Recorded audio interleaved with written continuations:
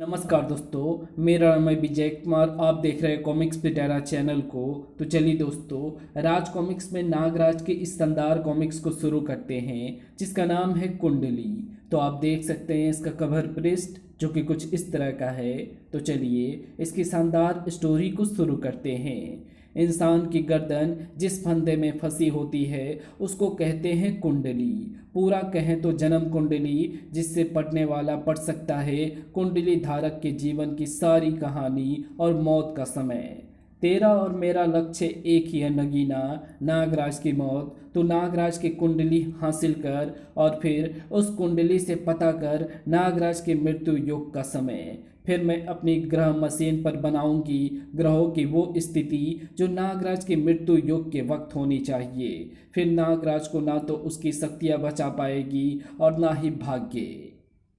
महानगर नागराज की कर्मभूमि। ये कहना मुश्किल है कि यहाँ पर अपराधियों के उत्पात बढ़ने के कारण नागराज ने महानगर को अपना निवास बनाया, या नागराज के यहाँ रहने के कारण महानगर में घातक अपराधियों का आवागमन बढ़ गया है। आज भी एक ऐसा ही दिन है और आज भी भारतीय कम्युनिकेशन के जाबाज रिपोर्टर अपनी जान को दांव पर लगाकर जनता तक सही खबर पहुंचाने के लिए घटनास्थल पर डटे हुए हैं। पर जरा ठहरिए, भारतीय कम्युनिकेशन और दूसरे न्यूज़ नेटवर्कों के रिपोर्टर के अलावा कोई और भी घटनास्थल पर मौजूद है जो अपनी जान की बाजी लगाए हुए है। मुझे सभी रिपोर्टरों को मात देनी है। सबसे बढ़िया फोटो कवरेज अगर कोई करेगी तो सिर्फ सनोवर। ओ ओ, ये क्या है? सनोवर के साथ साथ वो दृश्य सभी ने देखा। उस प्राणी के शरीर से रहस्यमय ऊर्जा की तरंगे निशा की तरफ लपक चुकी थी। सभी भय से जड़ हो गए। कोई कुछ नहीं कर पाया सिवाय सनोवर के। अपनी जान की परवाह ना करते हुए वो निशा की तरफ लपक पड़ी और किरणों ने जिस चीज को चकनाचूर किया वो निशा का शरीर नहीं था। ओ थैंक्स, कोई बात नहीं, चलता है। शाबाश, तुमने वो काम किया है जो मुझे करना चाहिए था। मैंने सब कुछ देख लिया है, अब तुम सब पीछे हट जाओ। इस मुसीबत से मैं निपटता हूँ। नागराज, तुमने तुमने मेरी तारीफ की। वाओ! मैं महानगर में कई अजीबोगरीब प्राणियों से टकरा चुका हूँ, लेकिन उन सब का कुछ ना कुछ मकसद ज़रूर होता था। इसका तो मकसद विनाश के अलावा और कुछ लगता ही नहीं है। खैर, इसको तो रोकना ही होगा। तड़ाक! वाव! नागराज के फाइटिंग शॉट्स, इससे तो मुझे नौकरी मिल ही जाएगी। शायद भारतीय कम्युनिकेशन जैसी बड़ी कंपनी में काम मिल जाए। लेकिन वार का जवाब वार से मिला। कुछ पलों के लिए नागराज जैसे शक्तिशाली की आंखों के आगे भी अंधेरा छा गया। तड़ाक! वो टाप नागराज का सिर फोड़ फोड़ पाती या नहीं, ये पता चल पाने से पहले ही दोनों के बीच में मैनहोल का ढक्कन आ गया। बहुत शक्तिशाली हैं इसके वार। मैं इसको जिंदा पकड़कर इसको भेजने वाले का नाम और मकसद जानना चाहता था, या हो सकता है कि किसी ने इसको भेजा ही ना हो, ये खुद आया हो। खैर, जो भी हो, मुझे इसके जिंदा पकड़ने के चक्कर में हल्के वार नहीं करने होंगे, वरना ये मेरे और महानगर वासियों के लिए खतरा बन सकता है। मैं हमेशा पहले विष फुंकार का ही प्रयोग करता हूँ और आज भी वही करूँगा, पर यह फुंकार तीव्र फुंकार होगी। लगभग तुरंत ही नागराज को अपने प्रतिद्वंदी का परिचय पता चल गया। ओह, मेरे तीव्र फुंकार को झेल गया ये। इस स्तर के फुंकार को तो सिर्फ नाग प्राणी ही झेल सकते हैं, यानी ये प्राणी घोड़ा सर्प है। प्राचीन समय में पाया जाने वाली एक सर्प प्रजाति, पर इसको यहाँ पर लाने वाला कौन है? ये किसी जहर से नहीं मरते और चारों तरफ देख सकने वाले इनके दोनों सिर किसी हथियार को इन तक पहुंचने नहीं देते। इसको पहले कुछ पलों के लिए अंधा बनाना होगा ध्वंसक सर्पों के धमाके से। अगर ये बच भी गया तो धमाके की चमक इसकी आंखों को चौंधिया कर अंधा कर देगी। बड़ाम भड़ाम बुम! और मुझे इस तक पहुंचकर इसको बेहोश करने का मौका मिल जाएगा। धड़ाम! वो शक्तिशाली बाढ़ तो पहाड़ तक में दरार डाल देने के लिए पर्याप्त था। घोड़ा सर्प भी वार खाने के बाद अपने पैरों पर खड़ा नहीं रह पाया, लेकिन अगला वार करने के लिए नागराज उस तक पहुंच भी नहीं पाया। अगर इच्छाधारी शक्ति मेरे पास ना होती तो ये ऊर्जा वार मेरी जान ले लेता। अब तो जानलेवा प्रहार करना ही पड़ेगा। नागफनी सर्पों का प्रयोग करता हूँ। ओह, पत्थर जैसा कड़ा शरीर है इसका। नागफनी सर्प इसको काटना तो दूर, इसके शरीर पर खरोच तक नहीं मार पा रहे हैं। नागराज वार कर चुका था, अब उसकी वार खाने की बारी थी। धप। इसकी दुम वास्तव में एक डंक है, जहर में बुझा हुआ डंक, और इसके अद्भुत जहर ने मेरे शरीर में तीव्र जलन फैला दी है। अगर नागराज के शरीर में लाखों सर्पों की शक्ति ना होती तो वो वार उसकी गर्दन तोड़ चुका होता। नागराज के आंखों के आगे अंधेरा छाता और गहराता चला गया, और अगर सोनावार घोड़ा सर्प का ध्यान ना बटाती तो शायद इस बार का वार नागराज को हमेशा के लिए सुला देता। च्याओ। धन्यवाद सनोवर, इसका सारा ध्यान मुझ पर था, इसलिए तुम इस पर वार कर गई, लेकिन तुमने जो मौका मुझे दिया है उसको मैं गवाऊंगा नहीं। नागराज के दांत घोड़ा सर्प की खाल पर आ जमे, लेकिन धंस नहीं पाए। इसकी खाल तो सचमुच पत्थर जैसी सख्त है। मैं अपना विष इसके शरीर में पहुंचा नहीं सकता और ना ही इसको गला सकता हूँ। नागराज की शक्ति खत्म होती जा रही थी। कुछ समझ में नहीं आ रहा है कि मेरे सारे वार इस पर बेअसर क्यों हुए जा रहे हैं। नागराज, मैंने कैमरा जूम करके इसके शरीर पर कुछ अद्भुत चीज़ देखी है। इसके शरीर के जोड़ों के स्थान पर दरारें नजर आ रही है, जैसे इसके शरीर के अंगों को अलग अलग बनाने के बाद फिर चिपकाया गया है। मैं समझ गया, यानी इसको बनाया गया है। ये गर्भ से पैदा हुआ प्राणी नहीं, बल्कि तांत्रिक प्राणी है, तंत्र द्वारा बनाया गया है, इसलिए ये मेरे घातक वारों को भी आसानी से झेले जा रहा है। लेकिन तांत्रिक प्राणी हो या असली जीवित प्राणी, मेरा विष इसको गला सकता है, पर विष को अंदर पहुंचाऊं कैसे? नागराज सोच विचार में डूबा रह गया, और घोड़ा सर्प ने एक बार फिर अपना डंक नागराज के शरीर में घुसा दिया। तेज जलन की लहर एक बार फिर नागराज के शरीर में दौड़ गई, लेकिन नागराज ने डंक को अपने शरीर से निकालने की कोशिश नहीं की, बल्कि वो डंक को और कस के पकड़कर अपनी तरफ खींचने लगा। खड़े रहना तक मुश्किल लग रहा है, लेकिन मुझको इसका डंक उखाड़ना ही होगा। इस दुम कसी में जीत आखिरकार नागराज की ही हुई। दुम उखड़ गई कड़क, और इससे पहले कि घोड़ा सर्प इस चोट के दर्द से उबर पाता, डंक उसके ही शरीर में आ धंसा। मेरा ख्याल सही निकला। लोहा लोहे को काटता है, इसलिए जिसकी खाल को मेरे दांत भेद नहीं सकते, उसको उसका अंग ही भेद सकता है। ये क्या? इसका शरीर तो गलना शुरू हो गया, पर कैसे? मैंने इसके डंक को अपने शरीर में इसलिए रहने दिया था ताकि इसके डंक में मेरा विष चिपक जाए, और फिर जब वही डंक इसके शरीर में घुसे तो मेरा विष भी इसके शरीर के अंदर पहुंच जाए। वही हुआ, और घोड़ा सर्प गल गया। नागराज, क्या मैं भारतीय न्यूज़ चैनल की तरफ से तुमसे कुछ सवाल पूछ सकती हूँ? जरूर निशा, पूछो। तुम्हारे ख्याल से ये प्राणी घोड़ा सर्प किस कारण से महानगर आया था? आया नहीं था निशा, बल्कि लाया गया था। इसको किसी और ने महानगर भेजा था। तुम्हारा शक किस पर है? पक्की तौर से कहना मुश्किल है। इस सवाल के जवाब के लिए पहले घोड़ा सर्प का मकसद जानना ज़रूरी है। अगर मुझको मारने आया था तो ये काम मेरे किसी दुश्मन का है, और अगर ये महानगर में आतंक फैलाने के मकसद से आया था तो फिर ये काम किसी तांत्रिक का हो सकता है। तांत्रिक का ही क्यों? क्योंकि ये तंत्र प्राणी था, इसको तंत्र द्वारा जिंदा किया गया था। मैं छानबीन करूंगा और सारे सवालों के जवाब लेकर आऊंगा। एक बात और, मैं अपनी मदद करने के लिए मिस सनोवर का शुक्रिया अदा करना चाहूँगा। इनकी तेज़ नज़रों ने ही तंत्र प्राणी को पहचाना था। शुक्रिया तो मैं भी करूंगी अपनी जान बचाने के लिए। मुझे किसी के धन्यवाद की ज़रूरत नहीं, मेरा काम तो हो गया है। मुझे नागराज और घोड़ा सर्प की लड़ाई के नया फोटोग्राफ्स मिले हैं। अब मैं कैमरे के रील को ले जाकर ओ ओ ओ सुबुक सुबुक। क्या हुआ सनोवर? मैं तो कैमरे में रील डालना ही भूल गई। हंस लो, सभी हंस लो। मैं तो हूँ ही बुद्धू, इसलिए तो मुझे कोई काम नहीं देता।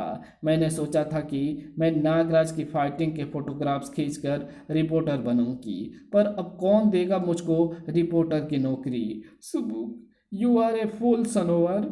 रो मत सनोवर, एक रिपोर्टर में दिमाग के साथ साथ हिम्मत का होना भी बहुत ज़रूरी है, जो तुम में कूट कूट कर भरी है। तुम रिपोर्टर बन सकती हो। निशा, तुम इसको अपने साथ ले जाकर राज से मिलवा देना। मैं राज से कह दूंगा, वो इसको असिस्टेंट रिपोर्टर की नौकरी पर रख लेगा। Really? Thank you Nagraj, thank you. मैं बहुत खुश हूँ, बहुत खुश।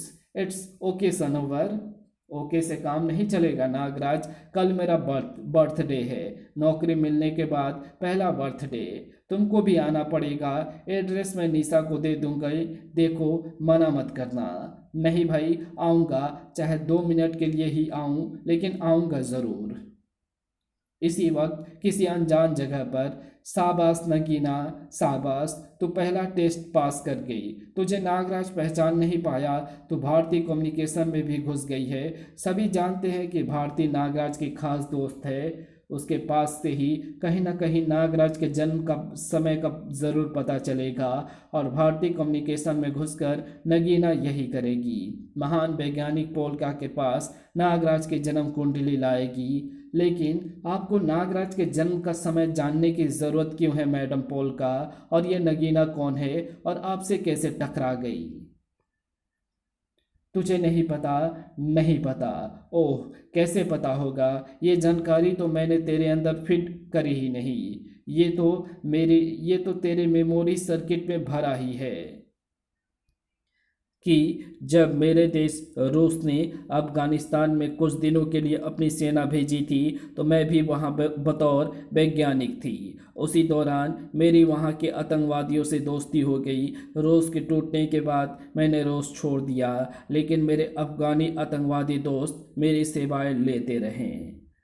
अभी भी मैं उनका एक ही काम कर रही हूँ, और काम है एक हिंदुस्तानी सुपर हीरोज नागराज की मौत। आज तक उस पर हजारों हमले हो चुके हैं, उसके दुश्मनों की तादाद सैकड़ों में है, फिर भी कोई उसको नुकसान नहीं पहुँचा पाया। मैं उसी को मारने का फुल प्रूफ प्लान बना रही थी कि तभी मेरी मुलाकात नगीना से हो गई।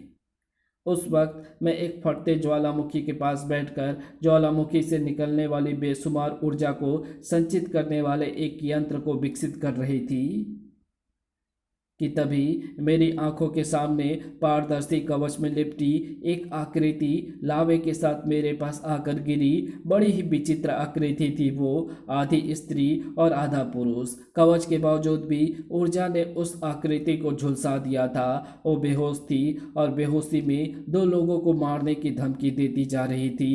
एक नाम तो किसी कालदूत का था और दूसरा नाम नागराज का था। मैं नागराज पर जानकारी एकत्रित कर रही थी। उस पर और जानकारी पाने के लिए मैं उस आकृति को अपनी प्रयोगशाला में उठा लाई। थोड़े से उपचार के बाद उसको होश आ गया, और फिर मुझे उस आकृति की कहानी पता चली। वे दरअसल 2 प्राणी थे, नगीना और बिसंधर, जिनको तंत्र शक्ति द्वारा जोड़कर एकाकार कर दिया गया था। उसके पास अलग अलग हो सकने लायक शक्ति नहीं थी, लेकिन वो शक्ति मेरे वैज्ञानिक दिमाग के पास थी। नागराज को मारने की एक स्कीम मेरे पास तैयार खड़ी थी, और उसके लिए मुझे नगीना जैसे ही सख्त शख्स की ज़रूरत थी, जो नागराज को अच्छी तरह से जानता हो। मैंने नगीना और बिसंधर को अलग अलग करने की यही शर्त रखी थी कि वो नागराज की कुंडली लेकर आएगी और फिर मेरे बताए स्थान और समय पर नागराज को मारेगी। नगीना मेरी बात मान गई, और मैंने उसकी अतिरिक्त तंत्र ऊर्जा को सोख कर उसके और बिसंधर के शरीर को अलग अलग कर दिया। आपके लिए तो ये सब मामूली काम है, लेकिन आपकी इतनी मेहनत के बाद अगर नगीना आपको धोखा दे गई तो? ऐसा वो कर ही नहीं सकती, क्योंकि मैंने उसकी मुख्य शक्ति तंत्रमुंड को अपने पास ही रखा हुआ है। फिलहाल इसका संपर्क एक यंत्र द्वारा नगीना से जुड़ा है, इसलिए वो तंत्र शक्ति का प्रयोग कर पा रही है। लेकिन मैं जब चाहूँ तब उसकी तंत्र शक्ति को यहीं से काट सकती हूँ। और फिर उसका साथी बिसंदर तो अभी भी बेहोशी की अवस्था में मेरे ही पास है। अगर उसने इसको भी धोखा दिया तो मैं इसका इस्तेमाल नगीना के खिलाफ करूंगी। खैर, ऐसा होगा नहीं। नगीना नागराज की जन्म कुंडली लेकर ही आएगी, परंतु उस जन्म कुंडली से आप नागराज को मारेंगी कैसे? उसमें तो सिर्फ भविष्य में होने वाली संभावित घटनाओं का ही संकेत होता है। मुझे वही तो चाहिए। सुन, इंसान जब पैदा होता है तो उस वक्त विभिन्न ग्रहों से निकलने वाली किरणें उस पर अपना अपना असर डालती हैं। यही किरणें कभी क्षीण हो जाती है तो कभी शक्तिशाली, और ऐसे ही ये इंसान की मृत्यु तक उसके भाग्य पर असर डालती हैं। मैंने एक ऐसा वैज्ञानिक तरीका खोज निकाला है जो ग्रहों की इन किरणों की शक्ति को नियंत्रित कर सकता है। अब अगर मुझे नागराज की जन्म कुंडली मिल जाए तो उसमें मैं नागराज की मृत्यु के संभावित समयों की गणना कर लूंगी, और उस समय ग्रहों की किरणें की तीव्रता पता करके वैसे ही परिस्थिति बना दूंगी, फिर नागराज बच नहीं पाएगा। अब नागराज की मृत्यु इस बात पर निर्भर करती है कि नगीना कितनी जल्दी उसकी कुंडली ले आने में कामयाब होती है। मौत के इन चालों के बीच जिंदगी को भरपूर तरीके से जिया जा रहा था। जन्मदिन मुबारक हो सनोवर। थैंक यू मिस्टर राज, और आप भी मेरा धन्यवाद स्वीकार करें मुझे नौकरी देने के लिए। वैसे मुझे पता था कि मुझे नौकरी ज़रूर मिलेगी। वो कैसे?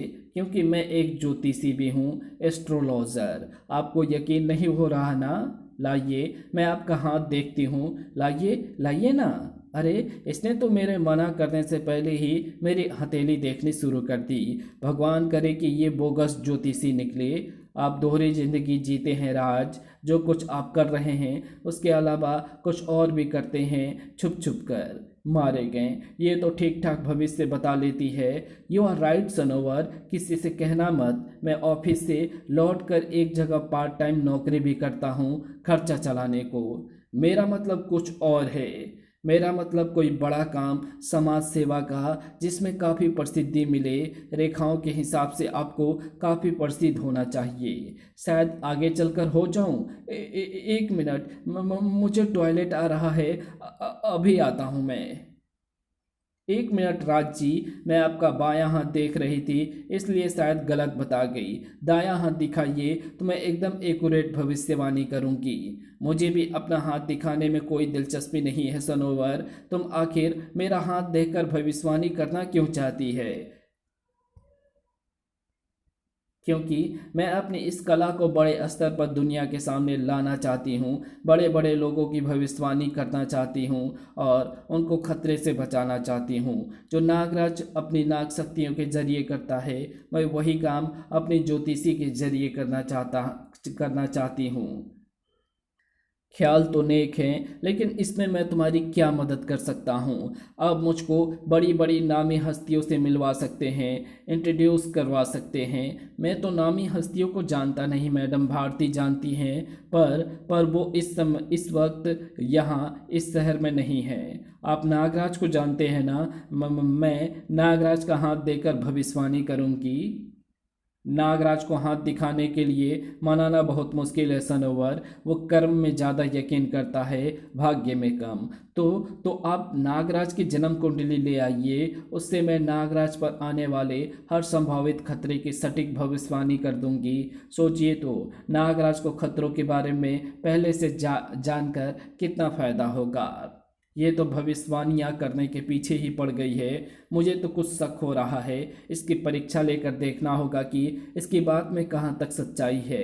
मैं नागराज तक तुम्हारा रिक्वेस्ट पहुँचा दूंगा सनोवर, लेकिन पहले मुझे तो यकीन दिलाओ कि तुम सचमुच आने वाले खतरों के बारे में पहले से जान सकती हो। Okay okay. इस रेस्टोरेंट के बाहर लगे पत्थर पर इसके इनॉग्रेशन का टाइम, डेट और साल लिखा है। मैं इसके अनुसार इस रेस्टोरेंट की कुंडली बनाऊंगी और एकदम सटीक भविष्यवाणी करूंगी। सनोवर ने जैसे हर तिथि को ग्रह स्थिति जुबानी याद थी। पलक झपकते ही वो रेस्टोरेंट की कुंडली बना चुकी थी। ओ माय गॉड, क्या हुआ सनोवर? मेरी गणना के हिसाब से इस रेस्टोरेंट पर कई भारी मुसीबत आने वाली है, बहुत भारी मुसीबत, और वो भी 1-2 मिनटों के अंदर। इस बात को चेक करने में ज़्यादा समय नहीं लगेगा। ओह, जमीन कांप रही है और मेरी सर्प इंद्रिय भी खतरे का संकेत दे रही है। मुझे नागराज बनना होगा। राज, तुम कहाँ जा रहे हो? नागराज या पुलिस से संपर्क स्थापित करने? लेकिन ये सनोवर तो सचमुच कमाल की ज्योतिषी है, जैसा बताया वैसा ही हो रहा है। ये भी हो सकता है कि राज की अपनी भविष्यवाणी को सच साबित करने के लिए सनोवर ने ही किसी तरह से इस मुसीबत को बुलाया हो। मैं तो चली इस न्यूज को कवर करने के लिए। निशा की बात गौर करने लायक है, लेकिन ये मुसीबत है कैसी और क्यों आ रही है? इसी वक्त नागराज इस मुसीबत के हाथों जरूर मरेगा एली बेली, बिना उसकी मौत का समय पता चले। आप ये बात इतने यकीन के साथ कैसे कह सकती हैं? क्योंकि इस प्राणी में वे दोनों चीजें मौजूद हैं जो नागराज की कमजोरी है, विज्ञान और तंत्र। तुमको याद है ना कि मैंने नगीना और बिसंधर में मौजूद अतिरिक्त तंत्र को सोखकर उनको अलग अलग किया था। उसी तंत्र को मैंने अपने एक वैज्ञानिक खिलौने के अंदर भर दिया है और अब वही मुसीबत नागराज को मारने गई है। मेरी वैज्ञानिक शक्ति और नगीना से निकली तंत्र शक्ति से भरी हुई है। शायद अब मुझे नागराज की कुंडली की जरूरत नहीं पड़ेगी। मुसीबत देखने में तो सचमुच भयंकर थी। च्याऊ। लेकिन नागराज ऐसी कई मुसीबतों के लिए खुद ही भयंकर खतरा बन चुका था। इस बार तांत्रिक प्राणी के बजाय मशीनी रोबोट मेरा रास्ता रोकने आया है। उस पर विषैली शक्तियां तो असर नहीं करेंगी, लेकिन इसके पुर्जे को ध्वंसक सर्प अलग अलग कर देंगे। लेकिन ओह, ध्वंसक सर्पों को बीच में ही छेद दिया गया। लेकिन मैंने ऐसे बहुत मशीनी खिलौने तोड़े हैं, इसको भी तोड़ डालूंगा। सिर्फ इसका ध्यान बटाना पड़ेगा। सर्पों ने जमीन को खोद डाला और रोबोट का वजन खुद ही जमीन संभाल नहीं पाई। और इससे पहले कि रोबोट संभल कर उठ पाता, नागराज का वो वार उसकी खोपड़ी को तोड़ चुका था। यही वार था आपका मैडम। नागराज को इससे निपटने में सिर्फ 3.78 सेकेंड लगे। अभी तो खेल शुरू हुआ है एली बेली, तुम अभी अपना मुंह बंद रखो और आंखें खुली रखो। खेल वाकई अभी शुरू हुआ था। ओह, इसके टूटे सिर के अंदर से कोई तंत्र ऊर्जा बाहर निकलकर मेरे हाथ को लपेट रही है और मेरा हाथ पत्थर की मूर्ति की तरह जड़ होता जा रहा है। मैं अपना हाथ हिला नहीं पा रहा हूँ। पत्थर का सा सख्त हो गया है मेरा हाथ, और ये रोबोट फिर से मुझे कुचलने के लिए तैयार हो गया है। धम। अभी तक तो ये शक्ति परीक्षण था, अब तू देखेगा वराहर की असली शक्ति। अगले ही पल नागराज के शरीर में पीड़ा की तेज लहर दौड़ती चली गई। उसे जमीन के साथ चिपका दिया गया था। अगर मैं इसकी दुम तोड़ने की कोशिश करूंगा तो इसके शरीर के अंदर भरी तंत्र ऊर्जा फिर मुझसे आ टकराएगी और मैं पूरा पत्थर का सा बन जाऊंगा। दर्द बहुत तेज है। इच्छाधारी शक्ति का प्रयोग करने के लिए मैं ध्यान केंद्रित नहीं कर पा रहा हूँ और अब फिर से तांत्रिक ऊर्जा मेरी तरफ लपक रही है। अब क्या करूँ मैं इससे बचने के लिए? नागराज पर हमला होने के कारण ये था भारतीय कम्युनिकेशन का office. Good evening madam, good evening. इस वक्त नागराज मेरा रास्ता रोकने नहीं आ सकता। भारती भी ना जाने कहाँ पर है। मैं आराम से अपना काम करके चुपचाप सरक लूँगी। ये रहा भारती का कमरा। ताला बगैर किसी प्रतिरोध के खुल गया। कागजों में से छानबीन करना बेकार है। जो कुछ जानकारी भारती के पास होगी वो उसके पर्सनल कंप्यूटर में भरी होगी। पोल का हमको कंप्यूटर से जानकारी निकालनी होगी और मुझे कंप्यूटर चलाना नहीं आता। घबराओ मत, हम आपस में तंत्रमुंड के शक्ति के द्वारा जुड़े हुए हैं। जो तुम देख रही हो वो मैं भी देख रही हूँ। मैं तुमको बताती जाती हूँ और तुम बस बटनों को दबाती जाओ, ठीक है नगीना? हाँ पोल का। नागराज भारतीय कम्युनिकेशन से बहुत दूर था। ओह, ये तंत्र किरणें, कैसे रोकूं इनको? यस, रोक लूंगा मैं इनको। सर्पों द्वारा खोदी गई मिट्टी का ढेर हवा में उड़कर नागराज और तंत्र किरणों के बीच में आ गया। धूल के गुब्बारे ने नागराज को भी वराहर की नजरों से छुपा लिया और नागराज को आजाद होकर वार करने का मौका मिल गया। अब मैं इसको तोड़ने की गलती नहीं करूंगा। इस मशीनी मौत को निष्क्रिय करने का एक आसान सा तरीका है, और वो ये कि इसको असंतुलित करके स्विमिंग पूल में गिरा दिया जाए, ताकि पानी इसके शरीर के अंदर घुसकर इसके नाजुक इलेक्ट्रॉनिक सर्किटों को नष्ट कर दे। छपाक। ओ, भारती के ऑफिस में तैनात जासूस सर्व खतरे के संकेत भेज रहे हैं। मुझे तुरंत वहां पर पहुंचना होगा। वैसे भी पानी ने इस वराहर के सर्किटों को शॉर्ट सर्किट कर दिया है। अब मेरा यहाँ पर कोई काम नहीं है। अरे, मुझे पानी की तरफ कौन खींच रहा है? वराहर के मशीनी पुर्जे तो नष्ट हो गए हैं, लेकिन फिर भी ये चल रहा है। एक ही कारण हो सकता है इसका, और वो ये कि इसको अब तंत्र ऊर्जा चला रही है, और तंत्र ऊर्जा से निपटने का तरीका मेरे पास नहीं है। वैसे भी ये तंत्र ऊर्जा मेरा शरीर जड़ करती जा रही है। पहले बायां हाथ जड़ हुआ था और अब दायां पैर हरकत करना बंद कर रहा है। अब भारतीय कम्युनिकेशन पहुंचना तो क्या, स्विमिंग पूल से निकल पाना तक मुश्किल लग रहा है।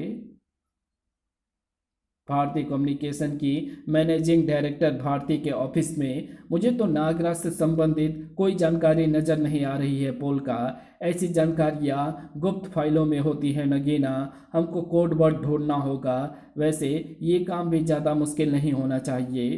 तभी धप, नागराज का सर्प यहाँ भी मौजूद है। मुझको अपने असली रूप में आना ही पड़ेगा। नागराज के सर्प को भी तो पता चले कि उसकी हत्यारीन आखिर है कौन। ले दोस्त, चख नगीना को काटने का मजा। तूने नाग सम्राज्ञी को डसने की ज़रूरत की है, इसलिए तेरी मौत दूसरे सांपों के लिए एक सबक होनी चाहिए। बस करो नगीना, समय खराब मत करो। कोई भी कभी भी यहाँ आकर हमारी सारी मेहनत पर पानी फेर सकता है। पानी फेरने का काम सिर्फ नागराज कर सकता है, और वो कहीं और मौत से जूझ रहा है। हमारे पास समय ही समय है पोल का। घबराओ मत, यहाँ कोई नहीं आएगा। इसी वक्त मैं पार्टी पॉइंट रेस्टोरेंट से ही उसका पीछा करती आ रही हूँ, और इस वक्त चपरासी के अनुसार वो भारती मैडम के केबिन की तरफ गई है। ज़रूर कुछ दाल में काला है। मेरा शक गलत नहीं, सही है। नागराज चिंतित था। ओ, जासूस सर्प के संकेत आने एकाएक बंद हो गए। ऐसा तभी हो सकता है जब मेरा सर्प संकेत भेजने के काबिल ही ना रहे, यानी खतरा बड़ा है और मैं उस खतरे को रोकने के लिए वहां पहुंच ही नहीं सकता। पानी के अंदर दम घुट रहा है और मेरा सिर्फ एक हाथ और एक पैर ही काम कर रहा है। इस तांत्रिक प्राणी वराहर के शिकंजे से छूटूं तो कैसे? वो ढक्कन, इस ढक्कन को हटाते ही स्विमिंग पूल का पानी तेजी से इस रास्ते से बाहर निकलेगा और अपने साथ पानी में मौजूद हर चीज को भी इस छेद की तरफ खींचेगा, मुझे और वराहर को भी। मैं तो सतर्क रहूंगा, लेकिन वाराहर का ध्यान जरूर बढ़ जाएगा और मुझको आज़ाद होकर बाहर निकलने का मौका मिल जाएगा। ये तो मेरा पीछा छोड़ने का नाम ही नहीं ले रहा है। ध्वंसक सर्प इसको नुकसान जरूर पहुंचा सकते हैं, लेकिन तांत्रिक किरणें उनको पहले से ही जड़ कर दे रही है। इस प्राणी का रोबोटिक शरीर ही तांत्रिक ऊर्जा को भरे रखने वाली बर्तन है। अगर ये टीन का डब्बा टूट सके तो तांत्रिक ऊर्जा भी बिखर जाएगी और तांत्रिक प्रभाव खत्म होने से मैं ठीक हो जाऊंगा। लेकिन ध्वंसक सर्प, इस तक मैं पहुंचाऊं कैसे? उफ, फिर से शिकंजे में जकड़ा गया मैं। मुझे बचना होगा, इस प्राणी की नज़रों से दूर जाना होगा। फिलहाल ये गड्ढा ही सबसे बढ़िया जगह है जिसमें मैंने बरहार को गिराया था। लेकिन नागराज बच नहीं सका। वराहर के शिकंजे ने उसको गड्ढे से खींच निकाला, लेकिन नागराज का पूरा शरीर तांत्रिक किरणों से घिरकर जड़ हो गया। देखा एलिवेली, जीत आखिरकार पोलका की हुई ना। तो नागराज को विजेता बना रहा था। अब वराहर तोड़ डाल इसके पत्थर जैसे सख्त और भंगुर हो चुके शरीर को। वराहर का भालोई शिकंजा नागराज के सख्त शरीर पर कसने लगा। कर। और एकाएक कि ये क्या हुआ, धमाका कैसे हो गया। वराहर और नागराज दोनों के ही चित्रे उड़ गए और साथ ही साथ तांत्रिक ऊर्जा भी वातावरण में विलीन हो गई। सुन रही है ना नगीना? हाँ पोलका, चित्रे नागराज के नहीं उड़े थे। आह, तंत्र प्रभाव खत्म होने से मेरा शरीर भी सामान्य हो गया है। वराहर के मशीनी खोल को तोड़ने के लिए मुझे ध्वंसक सर्पों को बिना जड़ हुए इसके शरीर के पास तक पहुंचाना था। और ये काम मैंने गड्ढे में छुपने के बाद केंचुली उतार कर और उसमें फटाफट ध्वंसक सर्पों को भरकर किया। तंत्र किरणों ने सिर्फ मेरी केंचुली को सख्त किया और ध्वंसक सर्पों के गैंग ने वराहर के चीथड़े उड़ा दिए। नगीना सफलता के मुकाम पर खड़ी थी। आहा, मिल गई मुझको फाइल। इसमें नागराज के अभी तक के जीवन की सारी महत्वपूर्ण तिथियां मौजूद हैं। सबसे पहली तिथि जरूर नागराज के जन्म की तिथि होगी। ये रही नगीना के तिथि पट पाने से पहले ही। ओह, स्क्रीन टूट गई। किसने तोड़ा मॉनिटर? छनाक। मैंने दुष्टा। मैं तो तेरी असलियत पहले ही मुलाकात में जान गई थी, लेकिन तू ये नहीं जानती कि मैं जूडो कराटे में ब्लैक बेल्ट हूँ। तू? हाँ मैं। आह, तू मेरी असलियत जान गई। तुझे मरना होगा, मरना ही होगा।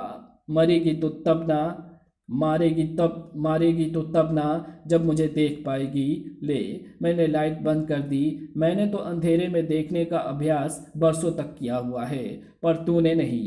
कट। दोनों खूंखार बिल्लियों की तरह लड़ रही थी। लड़ाई का अंत क्या होता ये कह पाना मुश्किल था, क्योंकि लड़ाई का अंत हुआ ही नहीं। क्या हो रहा है यहाँ पर? कड़क। नागराज, ये तो नागराज है। ये तो मर गया था, फिर ये कहाँ से आ गया? ओफ, अंधेरे में कुछ नजर ही नहीं आ रहा है। लाइट जलाता हूँ। अरे ठहर तो कमीनी, कहाँ भागी जा रही है? तेरी मौत बनकर वापस आऊंगी मैं, लेकिन उससे पहले मुझे अपना मकसद हल करना है। जो मुझे यहाँ पर नहीं मिला उसको कहीं और हासिल करना है। निशा, तुम? क्या हो रहा था यहाँ पर? कौन कूद गई नीचे? लाइट जली और उसी ही पल आह, कूद गई टूटी खिड़की से नीचे। नगीना उर्फ सनोवर। अगर तुम्हारे मुंह से नगीना का हुलिया सुन ना रखा होता तो मैं उसे पहचान भी ना पाती। नीचे तो कोई नजर नहीं आ रहा है। कूद कर बचने का काम नगीना आसानी से कर सकती है, लेकिन तुमको ये कैसे पता चला कि सनोवर नगीना है?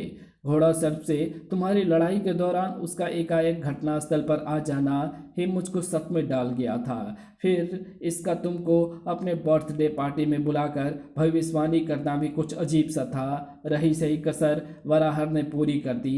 जब मैंने सनोवर को घटनास्थल से भागते देखा तो मैं भी इसके पीछे लग गई। वो सीधे भारतीय कम्युनिकेशन में पहुंची। मैंने थोड़ी देर तक बाहर इंतजार किया ताकि वो काम शुरू करने का मौका मैं उसे दे सकूं जिसके लिए वो आई है, और फिर इसको रंगे हाथों पकड़ सकूं। जब मैं ऑफिस की बिल्डिंग में घुसी तो पता चला कि वो भारती मैडम के रूम की तरफ गई है।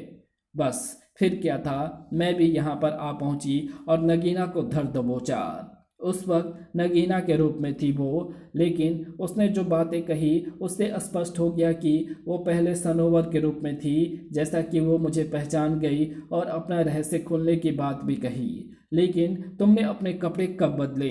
ये कपड़े तो मैं ऑफिस में ही रखती हूँ, क्योंकि मुझको यहीं से सीधी अपने जूडो कराटे की क्लास में जाना पड़ता है। मुझको लड़ाई होने की पूरी आशंका थी, इसलिए मैं अपनी फाइटिंग ड्रेस पहनकर ही मैडम भारती के रूम में गई थी। ये तो समझा, लेकिन नगीना यहाँ पर क्या देखने आई थी? क्या ढूंढ रही थी वो? तुम्हारी फाइल खोलकर उसमें तुम्हारा जीवन की महत्वपूर्ण तिथियां देख रही थी और कुछ जन्म कुंडली जैसे शब्दों का प्रयोग भी कर रही थी। मैंने उसको तुम्हारी तिथि देखने नहीं दी। राज भी मुझको बता रहा था कि सनोवर बार बार उससे मेरी जन्म कुंडली लाने की जिद कर रही थी। इससे तो ये बात साबित हो जाती है कि सनोवर ही नगीना है, लेकिन मेरी जन्म कुंडली से नगीना को क्या काम आ पड़ा? शर्त लगा लो, जो काम होगा वो कम से कम अच्छा तो नहीं ही होगा। वो जाते जाते कहीं और से तुम्हारी कुंडली हासिल करने की धमकी दे गई है। यहाँ के अलावा ऐसी कौन सी जगह है जहाँ पर नगीना को तुम्हारी जन्म कुंडली मिल सके? है ऐसी एक जगह निशा, और मैं शर्त लगा कर कह सकता हूँ कि सनोवर उर्फ नगीना वहीं पर गई होगी। कहाँ पर नागराज? भारती के घर पर, भारती के दादा वेदाचार्य के पास। उनके पास मेरी जन्म कुंडली बनी रखी है और इस वक्त उनसे कुंडली हासिल करना कोई बड़ा काम नहीं है, क्योंकि भारती के गायब हो जाने के बाद वे शोक में डूब गए हैं। मुझको तुरंत वहां पहुंचना होगा। मैं भी तुम्हारे साथ चलूंगी नागराज। मुझे ये न्यूज़ पूरी तरह से कवर करनी है ताकि मैं इस न्यूज़ को विस्तार से लिख सकूं। ठीक है निशा? वेदाचार्य के दिमाग में सिर्फ एक ही बात घूम रही थी, भारती की खोज। उफ, मैं भारती का पता क्यों नहीं लगा पा रहा हूँ? नागराज भी अभी तक कोई खबर नहीं ला पाया है। उसकी जन्म कुंडली के अनुसार तो उसको इस वक्त हिंदुस्तान में ही होना चाहिए, लेकिन सारे सूत्र इशारा कर रहे हैं कि भारती हिंदुस्तान की सीमा में नहीं है। तुम कहाँ हो भारती, कहाँ हो? उफ, कोई घंटी बजा रहा है, मैं बाद में ध्यान लगाऊंगा। कौन हो तुम? जो भी हो चले जाओ। भारती घर पर नहीं है। मुझे आपसे ही काम है, लेकिन ये मकान मुझे घुसने ही नहीं दे रहा है। तुम तो स्त्री हो, कौन हो तुम और क्या काम है तुमको मुझसे? मेरा नाम सनोवर है और मैं आपको बता सकती हूँ कि भारती जी कहाँ है। सच? तुम अंदर आओ, मैं सारे अवरोध हटा रहा हूँ, सीधी अंदर चली आओ। वेदाचार्य भारती के बारे में जानने के लिए इतने उतावले हो गए थे कि वे सारी सावधानी भूल गए। सनोवर ने उनकी कमजोरी को भांप लिया था। सनोवर को अंदर पहुंचने में देर नहीं लगी। आओ, तुमको तो मैंने पहले कभी नहीं देखा। कैसे जानती हो तुम भारती को? कहाँ पर है इस वक्त मेरी पोती? बता दूंगी, लेकिन इतना बड़ा राज बताने के लिए मुझे क्या मिलेगा? ओह, तुम सूचना को बेचने आई हो, समझा? बोलो, क्या चाहती हो तुम?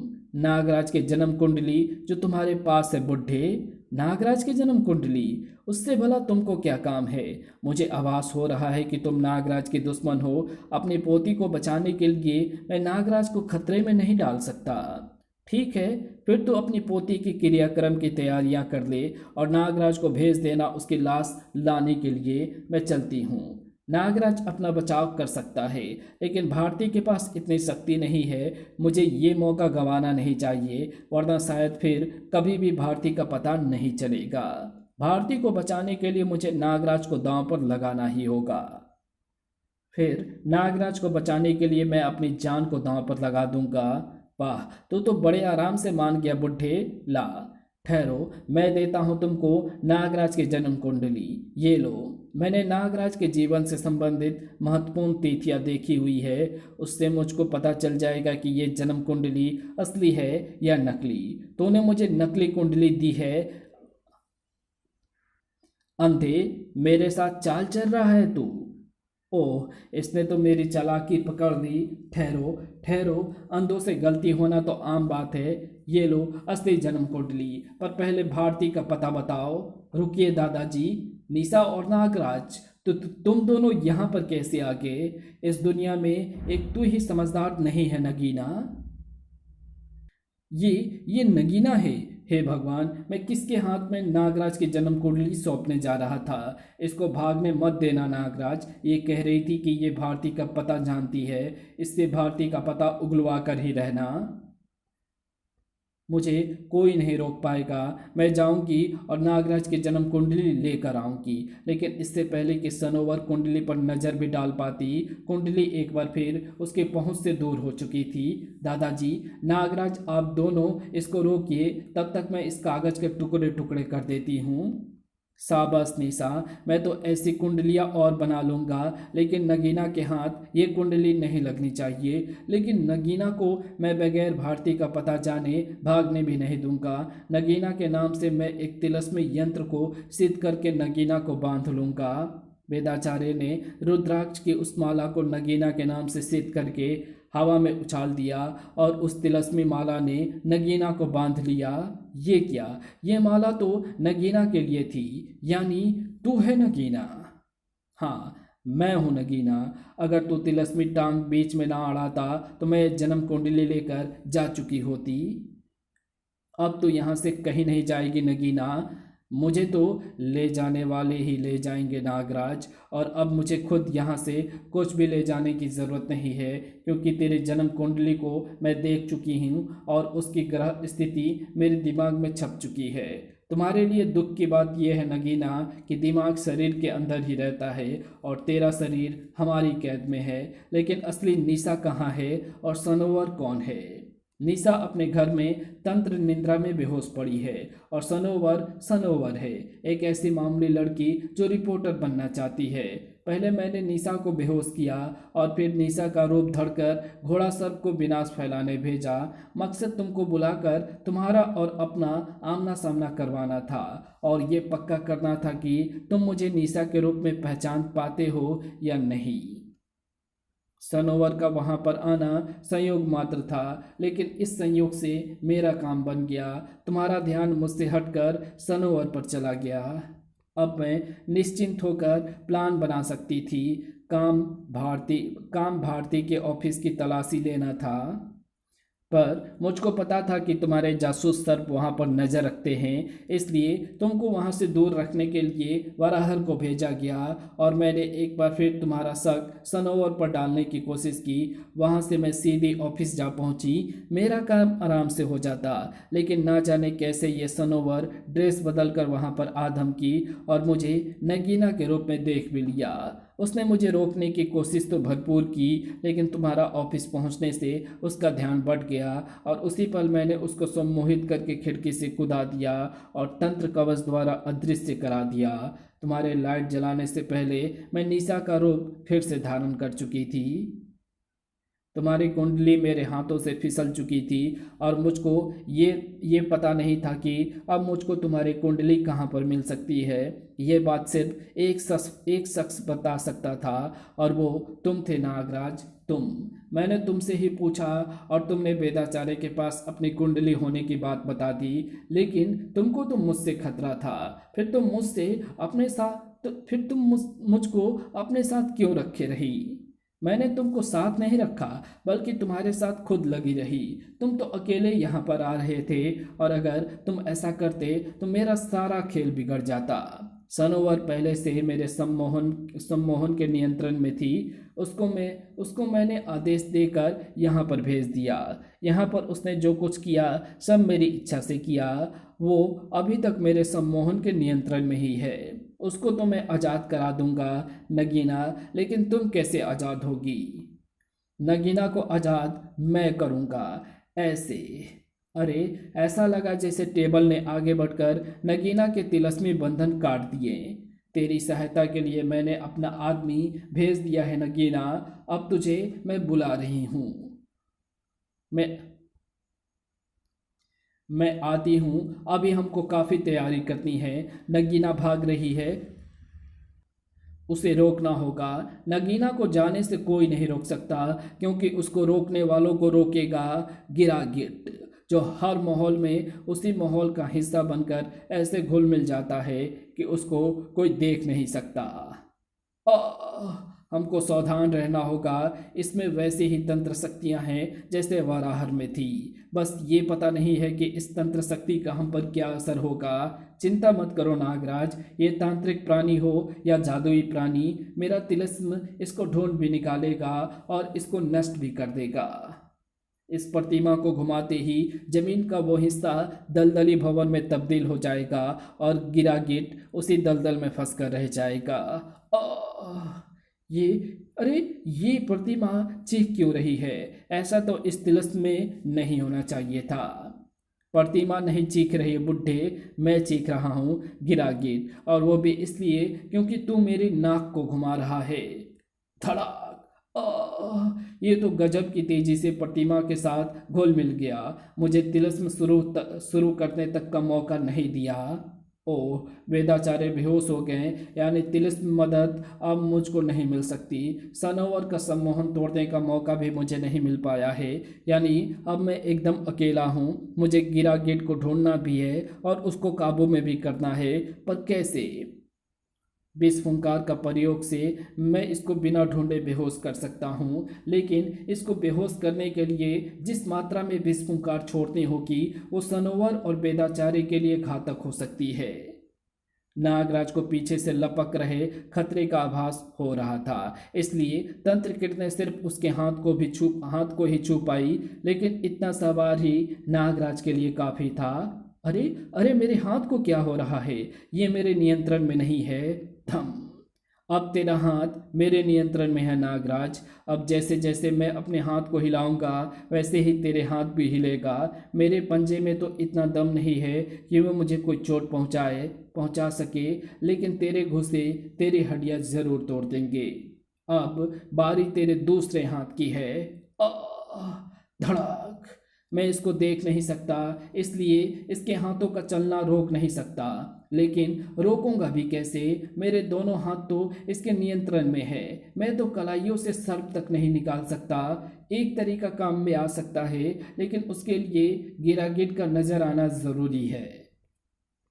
और अगर मैं इस बंद जगह में विष फुंकार का प्रयोग नहीं कर सकता तो एक दूसरे किस्म की फुंकार मुझे गिरगिट का पता बता सकती है। नागराज का किचन में घुसना एक अजीब बात ज़रूर थी, लेकिन बगैर किचन से गए वो ना तो गैस जला सकता था और ना ही लाल मिर्चों को जलाकर उसका धुआं बंद कमरे में फैला सकता था, जिसका गंध हर किसी को छींकने पर मजबूर कर देती है।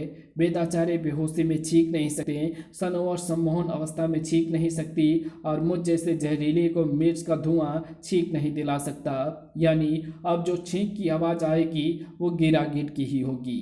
अच्छी। उधर से छींक की आवाज़ आई है, उधर है गिरागिट। नागराज की कीक उसी दिशा में घूम गई और चीखते हुए गिरागिट की आकृति दिखाई पड़ने लगी। अब तुम मेरे सम्मोहन में हो, तुम सामने आ जाओगे और कोई वार नहीं करोगे। अब ये हिलेगा नहीं और मैं इस पर सीधी विस्फुंकार मारकर इसको बेहोश कर दूंगा, और ऐसा होते ही मैं इसके तंत्र से आजाद हो जाऊंगा। फूं। अरे अरे, ये क्या? ये फुंकार से बेहोश हो रहा है, लेकिन तड़प तड़प कर, और इसके तड़पने से मैं भी खुद अपनी पिटाई करने पर मजबूर हो रहा हूँ। इसको बेहोश करने का दूसरा रास्ता अपनाना होगा। मैं तुमको आदेश देता हूँ कि मेरे मुंह पर घूंसा मारो। आदेश पाते ही सम्मोहित गिरागिट का पंजा नागराज के जबड़ों से टकराया और तंत्र प्रभाव में बंधा नागराज का हाथ भी वैसे ही घूमा। वो वार गिरागिट को बेहोश करने के लिए काफ़ी था।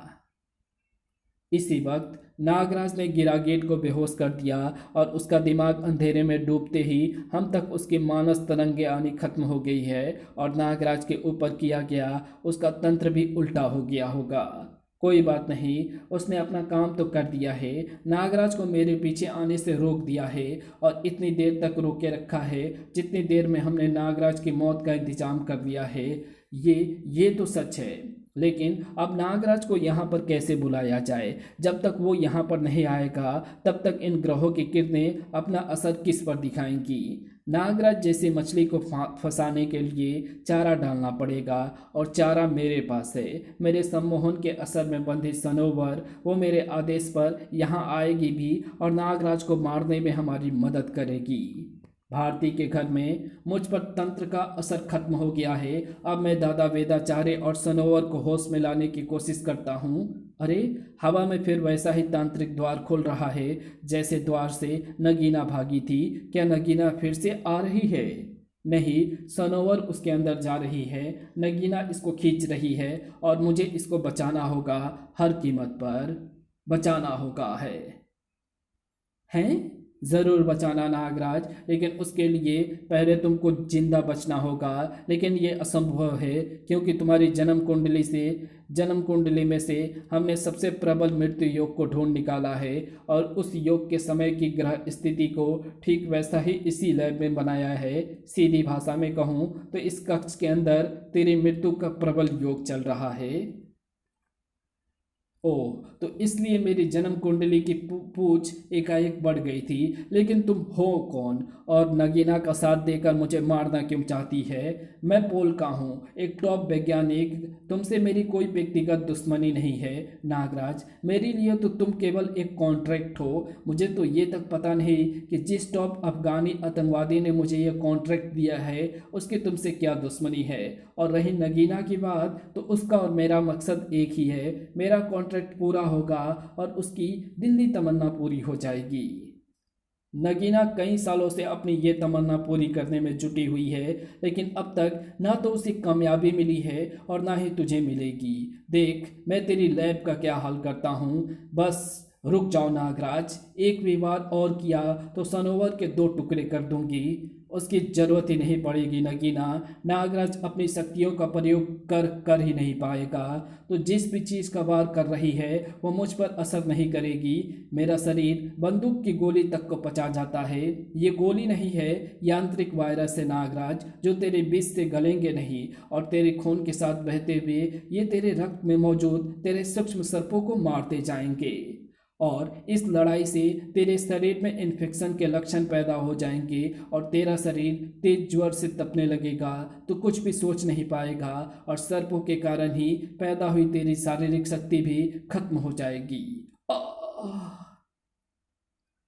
अब खत्म कर दो नागराज को, यही है इसका मृत्यु योग। ग्रहों की किरणें इस समय बिल्कुल सही मात्रा में इस पर पड़ रही है। नगीना, खत्म कर दो इसके जोर से तपते शरीर की तड़पन। अभी लो पोल का, अभी लो। आह! मुझे जिंदगी में पहली बार बुखार हुआ है। मैं इस अनुभव का कतई आदी नहीं हूँ। मुझे बेहिसाब तकलीफ हो रही है, कुछ भी सोच नहीं पा रहा हूँ। मैं तेरी तड़प को अभी खत्म कर देती हूँ नागराज, तेरी जिंदगी के साथ। नगीना द्वारा पैदा किया गया तंत्र मानो मेरे शरीर पर जगह जगह घाव लगा रहा है और मेरे सर्पों के पास ना तो मेरे शरीर से बाहर निकलने की फुर्सत है और ना ही मेरे घाव भरने की। हेलो चीफ मस्तून, अब तुम अपनी आंखों से अपने कॉन्ट्रैक्ट को पूरा होते देख सकते हो। शुक्रिया डॉक्टर पोल का। इसके खत्म होते ही भारती की गर्मी भी खत्म हो जाएगी, फिर वह हमारी बात मानने पर मजबूर हो जाएगी। भारती भारती अफगानी आतंकवादियों के कब्जे में है। उसको आज़ाद कराना होगा और उसको आज़ाद कराने के लिए मुझे जिंदा रहना होगा। नगीना की चाल को काटना होगा, अपने मृत्यु योग को टालना होगा। नगीना की मुख्य शक्ति इसका तंत्र मोट। अरे, तंत्र मोट तो नगीना के गले में नहीं है, फिर वो कहाँ पर है? वो रहा, उसे यंत्रों के बीच में बंद करके रखा गया है। ये काम पोलका का है, लेकिन मैं उस मुंड तक कैसे पहुंच सकता हूँ? कोई भी नाग शक्ति काम नहीं कर रही है और तेज ज्वर मेरी इच्छाधारी शक्ति का प्रयोग में बाधक बन रहा है। क्या करूं? पोलका को नगीना पर भरोसा नहीं है, इसलिए उसने तंत्र मोड को नगीना के हाथों नहीं सौंपा है। इसी अविश्वास को मैं अपना हथियार बना सकता हूँ, लेकिन उसके लिए मुझको अपनी सारी इच्छा शक्ति और शारीरिक शक्ति का प्रयोग करना होगा। अगले ही पल नागराज, तड़पता नागराज उठकर खड़ा हो गया। अपने मरने का नाटक करने का वक्त नहीं है नगीना। तुमने मुझे पोलका तक पहुंचाने का वादा पूरा किया। अब तुम अपना तंत्र मोड उठाओ और मैं पोलका से भारती का पता उगलवाता हूँ। ये क्या बक रहे हो तुम नागराज? अब नाटक क्यों कर रहे हो नगीना? अब इसका क्या फ़ायदा? अब तो पोलका से तंत्र मोड हासिल करो। तू तू गद्दार है नगीना। एक नाग दूसरे नाग का ही साथ देगा। मुझे तुझ पर शक था, इसलिए मैंने तुझे अपने काबू में रखने का पूरा इंतजाम किया था। नागराज झूठ बोल रहा है पोलका, मैं इससे मिली हुई नहीं हूँ। रही नागराज की बात, तो उसे मारने के लिए मेरा यांत्रिक इन्फेक्शन ही काफ़ी है। फिर ये उठकर कैसे खड़ा हो गया? मेरे इन्फेक्शन और तेरे तंत्रवार से घिरा हुआ कोई भी प्राणी हिल तक नहीं सकता है। साफ है कि तू झूठ बोल रही है। मैं तुझे और मौका नहीं दूंगी। तेरा संपर्क मैं तंत्र मोड से काट दूंगी। संपर्क करते ही नगीना की तंत्र शक्तियां गायब होने लगी। तंत्र मानव भी हवा में घुलने लगा और नागराज को बचाव करने का मौका मिल गया। सॉरी नगीना, तुमको गुस्सा मारकर ही बेहोश करना पड़ेगा, क्योंकि नाग शक्तियां भी काम नहीं कर रही है। धड़ाक, तंत्र शक्ति खो चुकी नगीना नागराज का भार झेल नहीं सकी। नगीना को तूने बेहोश कर दिया। यानी नगीना तुझसे मिली हुई नहीं थी। तूने मुझे मूर्ख बना दिया। तुम्हारे अविश्वास ने तुमको मूर्ख बनाया है पोलका। देखो, तुम्हारा मृत्यु योग तो मैंने काट दिया। मृत्यु योग अभी भी बना हुआ है नागराज। शायद तेरी मौत नगीना के हाथों नहीं, मेरे हाथों में लिखी थी। मेरे इन्फेक्शन ने तुझे और तेरी नाग शक्तियों को तो कमजोर कर दिया है। अब तेरी मौत का फरिश्ता बनेगी एली बेली। एली बेली ने नागराज को कस लिया और नागराज का तपता शरीर तड़पने लगा। जो काम वराहर नहीं कर पाया वो एली बेली करेगा, और ज़रूर करेगा, क्योंकि इस बार तेरे अंदर नाग शक्तियाँ नहीं है। तोड़ डाल इसे एली बेली। इच्छा शक्ति तक काम नहीं कर रही है, शरीर में शक्ति नहीं बची है। कैसे तोड़ूं इस मौत के शिकंजे को? अगर मैं इस बुखार को दूर कर सकता तो शायद इस टीन के डिब्बे से निपट सकता था, लेकिन ये बुखार तो काबू में आ नहीं सकता। जीवाणुओं के इन्फेक्शन से हुए बुखार को तो एंटीबायोटिक खाकर खत्म किया जा सकता है, लेकिन मेरे शरीर में तो यांत्रिक जीवाणु इन्फेक्शन फैला रहे हैं। इनको नष्ट कैसे करूं? कमाल की शक्ति है नागराज में। चट्टानों तक को चूर चूर कर देने वाली एली बेली की पकड़ नागराज का शरीर तोड़ नहीं पा रही है। इसकी पावर को तो बढ़ाना होगा, इतनी कि ये लोहे को भी चूर चूर कर दे। ले और पावर दे एली बेली। इतनी पावर नागराज को चकनाचूर कर देगी। पावर, ये पावर ही मेरी दवाई है, मेरी एंटीबायोटिक। नागराज ने एली बेली के पीछे लगे तारों को खींचकर अपने शरीर में धंसा लिया। हाई वोल्टेज की बिजली नागराज के शरीर को हवा में हिलते पत्ते की तरह कपाने लगी। ये क्या नागराज, शायद तुमसे पीड़ा सहन नहीं हो रही है, इसलिए तू एली बेली के हाथों दर्दनाक मौत मरने के बजाय आत्महत्या करना चाहता है। जब नागराज किसी की हत्या की नहीं सोच सकता तो भला आत्महत्या की कैसे सोच सकता है? तू तू आजाद हो गया, पर कैसे? कैसे? तुझ में इतनी शक्ति कहाँ से आई? जैसे एंटीबायोटिक दवाई जैविक जीवाणुओं को नष्ट करती है, वैसे ही बिजली एंटीबायोटिक की हाई वोल्टेज ने तुम्हारे यांत्रिक जीवाणुओं को नष्ट कर दिया और मेरा इन्फेक्शन खत्म हो गया। साथ ही साथ मेरी ताकत भी वापस आ गई। अब बता पोलका, कौन है तेरा साथी मस्तून? और भारती से ये क्या चाहता है? कहाँ पर है भारती? ओह, चूहा चूहे को हराकर अपने आप को शेर समझ रहा है। अभी तेरा मृत्यु योग तेरे सिर पर नाच रहा है नागराज, और अब तुझे मौत देने वो जलजला आएगा जिसको मैंने नगीना के लिए बचा कर रखा हुआ था। विषमधर, खत्म कर दो नागराज को। जो आज्ञा स्वामिनी। ये क्या हाल कर दिया है तुमने विषमधर का? इसका शरीर पारदर्शी और इतना चमकीला कैसे हो गया? सिर्फ पारदर्शी और चमकीला ही नहीं, कड़ा भी हो गया है। विषमधर का शरीर पृथ्वी पर सबसे कड़े पदार्थ हीरे का बन गया है।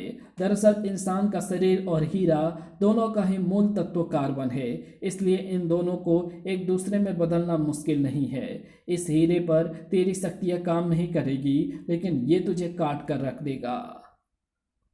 उफ, ये पोलका तो मिस किलर की तरह एक जबरदस्त वैज्ञानिक है, लेकिन मुझे इसकी वैज्ञानिक शक्तियों को मात देनी ही होगी, वरना मेरी मौत के साथ साथ भारती के बचने की सारी उम्मीद खत्म हो जाएगी। लेकिन इस हीरे के शरीर को कैसे मात दूं? ना तो मैं इसको तोड़ सकता हूं, ना ही विजडन से इसको गला सकता हूं। इसकी तरफ तो देखना भी मुश्किल लग रहा है। आंखें चकाचौंध हो रही है। ओह, लेसर बीम, मैं तो भूल ही गया था कि हीरे से निकलकर सामान्य प्रकाश घातक लेसर बन जाता है। नागराज अपने मृत्यु योग से कभी बच नहीं पाएगा। अरे, ग्रहों की गति में बदलाव कैसे आ रहा है? क्या मेरी मशीन में कुछ खराबी पैदा हो रही है? नहीं, मशीन को अब मैंने तेरे मृत्यु योग पर सेट कर दिया है पोलका। बस ग्रह अब तेरे मृत्यु योग की स्थिति बना रही है। तू सनोवर, तू नगीना के सम्मोहन से कैसे आज़ाद हो गई, और तुझे मेरे मृत्यु योग का कैसे पता चल सकता है? ये असंभव है। नगीना के सम्मोहन से तो मैं तभी आज़ाद हो गई थी जब उसने मेरे बाल कसकर खींचे थे। उस पीड़ा ने मेरा सम्मोहन तोड़ दिया था। उसके बाद तो मैं सम्मोहन में होने का नाटक करके मौके का इंतजार कर रही थी। और रही तेरी मृत्यु योग का पता चलने की बात, तो वो मुझे तेरे इस पासपोर्ट से पता चल गया है जिस पर तेरी जन्म तिथि लिखी हुई है। अब ये ग्रह तेरा मृत्यु योग बना रहा है और तेरी कुंडली कहती है कि तेरी मृत्यु किसी अपने के हाथों ही लिखी है। तब तो मैं अमर हूँ सनोवर, क्योंकि मेरा कोई अपना है ही नहीं, ना तो कोई सगा संबंधी और ना ही दोस्त यार। अब हट यहाँ से, मुझे ग्रहों की स्थिति को पहले जैसा बनाने दे।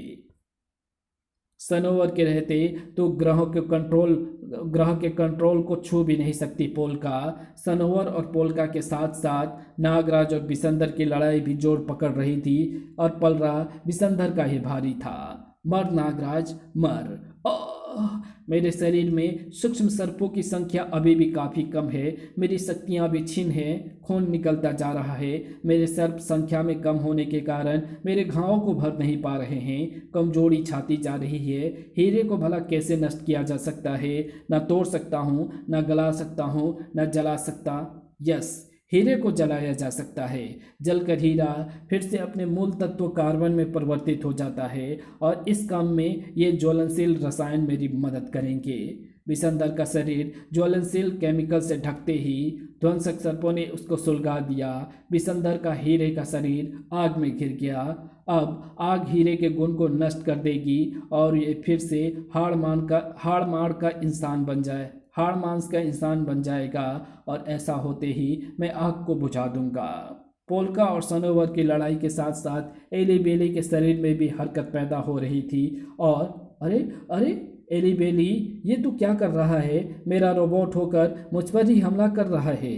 नागराज की पटकनी से इसकी सर्किट शायद खराब हो गए हैं पोलका। मैंने कहा था ना कि कोई तुम्हारा अपना ही तुम्हारी मृत्यु बनेगा।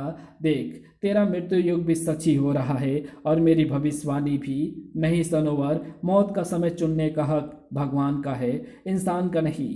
रोक दो मशीन को। सनोवर ने मशीन को बंद कर दिया।